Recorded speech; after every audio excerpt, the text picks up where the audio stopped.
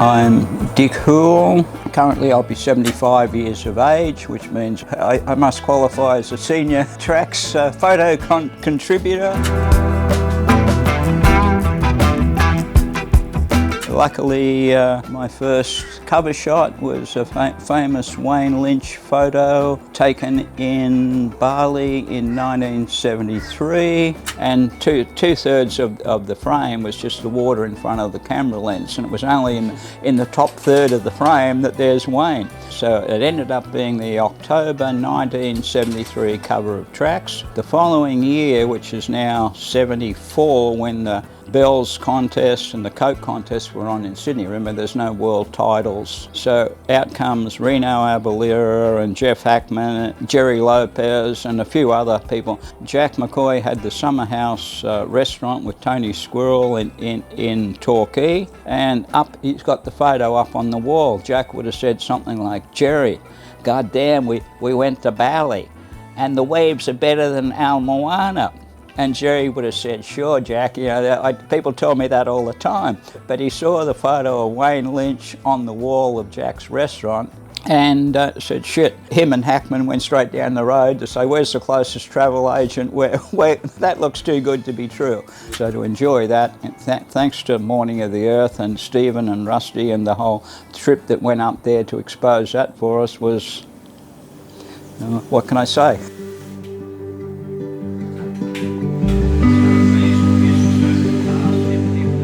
So my barefoot adventure coming from Sydney was following the dream of, leave Sydney, jump in a combi, or in our case it was an FJ Holden Ute, and go to Crescent Head and then, Angourie. They'd all been discovered. Byron Bay was a pretty iconic place to be at that time, and as you can see, I'm still here.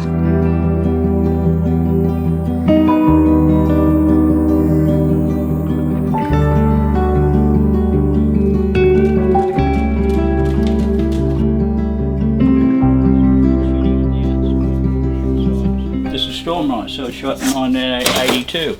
Nothing lasts forever, not even true love.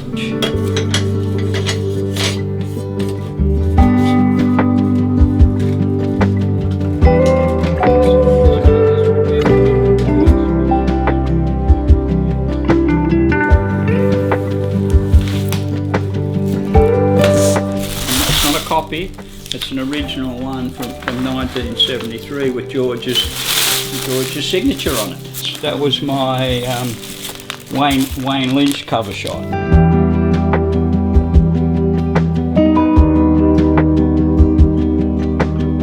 There we go.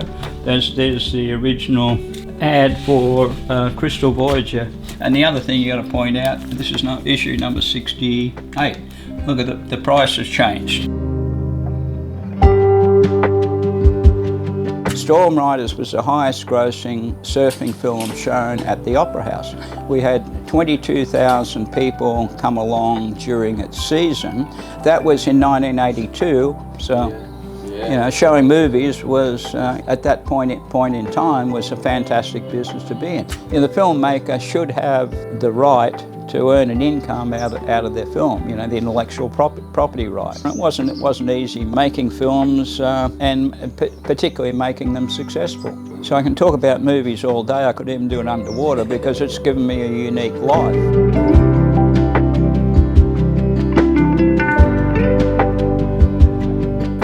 The two sequences I can recommend to go along with this if you need some vision is the G-Land sequence out of Tubular Swells, which I shot in 1976, and which was the first time that the surf audience had seen that location.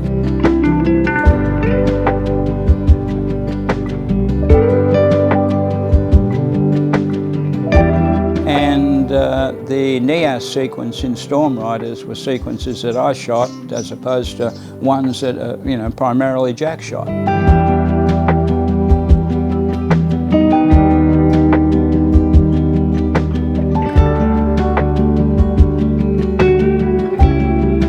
The pure beauty of surfing is not whether you ride a longboard or a shortboard, it's the fact that you get in the ocean as often as possible. As George Greeno says, if you enjoy the experience and come out with a smile on your face, that's as good as it's going to be.